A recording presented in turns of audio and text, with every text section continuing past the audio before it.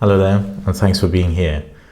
In case you're new here, my name is Amir. I'm a consultant surgeon based in the UK, and on this channel I pass on what I know and what's worked for me to help medical students and young doctors succeed. In today's video we're going to talk about suturing.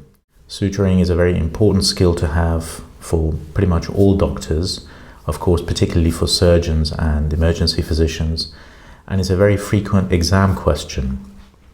And right at the end of this video, I'm going to give you some tips about how to succeed particularly in the OSCE station for your exam. This video is going to be divided into a few sections. I'm going to talk about how to classify sutures, how to think about the numbering of sutures, which is often a source of confusion. I'm going to show you how to do some basic sutures, particularly the simple interrupted and the mattress suture. And like I said earlier, a couple of top tips at the end about how to pass your exam. So with that, let's get started. So sutures can be classified in three broad categories. One, whether they are resorbable or non-resorbable. Two, whether they are monofilament or polyfilament. And three, whether they are naturally occurring or whether they are made of synthetic materials. So let's go through what these terms mean in one by one. So obviously resorbable and non-resorbable is fairly self-explanatory. Resorbable sutures melt away over a period of time. How long that period of time is depends on obviously the material that it's made of. We use resorbable sutures for obviously internal suturing, for closing the deep layers in a skin suture, for example, in uncooperative children to avoid them having to come back and have another procedure to have the sutures removed. Monofilament or polyfilament, what that means is whether the suture material is just essentially one long string or whether it's kind of braided. The advantages of the monofilament, the one long string, is that it can be a little bit kinder on the tissues. It doesn't tend to excite as much of an inflammatory response. The polyfilament, the braided one, obviously has a lot more tensile strength to it. However, as I said, it has a lot of nooks and crannies which can be seen under an electron microscope, and this obviously collects debris and dead skin cells and bacteria, and obviously that is in contact with the skin at all times, and that can cause a little bit of local inflammation leading to, for example, pockmark appearance. So natural versus synthetic, again, as the name suggests, naturally occurring materials are rarely used for suture materials. The most famous one and the commonest one is silk. So now let's talk about the numbering system for sutures. So you might sometimes hear a surgeon request, I don't know, a 4.0 PDS or a 3.0 ethylon or something like that. What do these numbers actually mean? Well, they're basically an indication of how thick the suture is. So they start from something like 1, which is a bit like rope, is used to close abdominal wall in very high tension wounds. Then they go down to 0, then 0, 0, and then 0, 0, 0. But instead of having lots of zeros on a packet, they just call it 3.0 or 3.0, 4 zeros or 4.0, and so on and so forth. So paradoxically and sort of counterintuitively, the higher the number on the suture packet, the thinner the suture is. So they go down to something like 10.0 or 11.0, which is obviously incredibly thin. It's barely visible with the naked eye, and you would need to use them with a microscope. So if you have a look here at this packet here, this is a Vicryl Plus. This is a very commonly used suture, in the UK. Going back to our classification earlier, it's braided, so it's a polyfilament. It's synthetic. It's actually made of polyglactin 910, and it's a resorbable material. So that classification is actually very useful for pretty much all sutures. The interesting bit is here. So this is a 4.0, as I was saying earlier. So this is 4 zeros, but they just call it 4.0. So it's obviously thicker than a 5.0, but it's thinner than a 3.0. It's kind of counterintuitive. This 1.5 is a European metric system used in some countries. The FS2, I believe, is the coating material. This is the much more interesting bit. So it's 19 millimeters. That's the length of the needle, and it gives you an idea of the shape of the needle on the suture packet.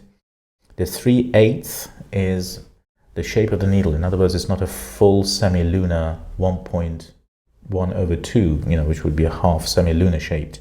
So it's kind of slightly wider. The triangle you see here is pointing downwards. That's a cross section of the needle. And this is a 45 centimeter suture. In other words, the length of the suture itself, the string, is 45 centimeters. So that gives you an idea of what you're dealing with in terms of what's on the packet. Right, so now let's have a quick look at how to do a simple interrupted suture, which is about as simple as a suture gets, followed by a mattress suture. So let's do a simple interrupted suture. What you do is try not to grab the soft tissues too much with the tips of your adsoms. What you do is you go in at 90 degrees to the skin. If you can, come out with the same movement rather than go back in again. And the width here should be the same roughly as that, ideally. You come through the wound with the direction of the needle, and then you pull it through with the direction of the needle rather than sort of cheese wire through. You pull it so that you only have enough to grab here, otherwise you waste a lot. And what you do is you do 2 throws clockwise. So you 1, 2, and you grab the tip, and then essentially you seat the suture home flat on the wound. Then you do the same, but this time anti-clockwise, and you do 1 throw, and you seat it the other way, and then you do 1 more clockwise for belts and braces to lock it, ideally leaving the knot on the side.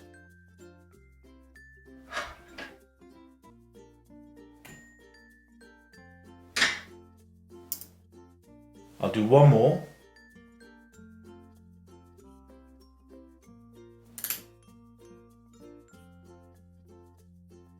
"90 degrees to the skin without crushing any soft tissues. Come out the same width here as that, with the flow of the needle rather than cheese wiring through. You pull through enough so that you have just the tip to grab. You do 2 throws clockwise, 1, 2,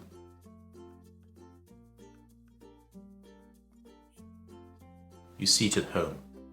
You should try, if you can, apologies for the movement of the board here, you should try and leave the knot on the side. I'll explain to you why later on.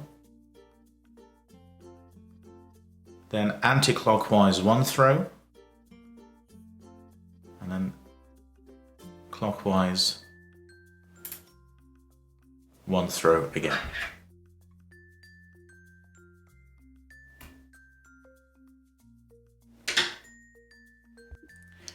So now let's do a horizontal mattress suture, and the way you do that is by going in again, like you're starting off like a simple interrupted at 90 degrees to the skin, coming out same width the other side.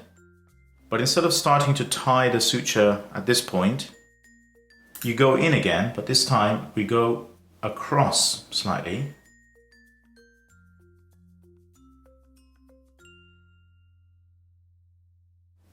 And what this does, that bit underneath in the subcutaneous tissues, essentially it brings the subcutaneous tissues further together than a normal mattress, than a normal interrupted would. So when you tie it, if you tie it, you can see that it gives you a bit more of that eversion.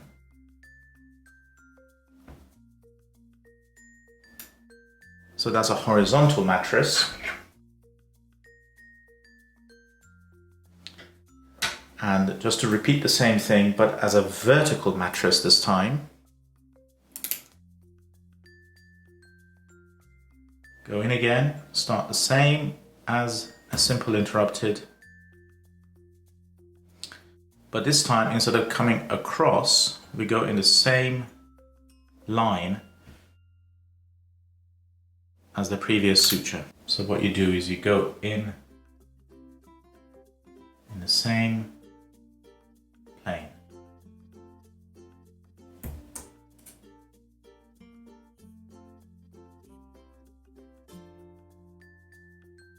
And then you tie it in the same way.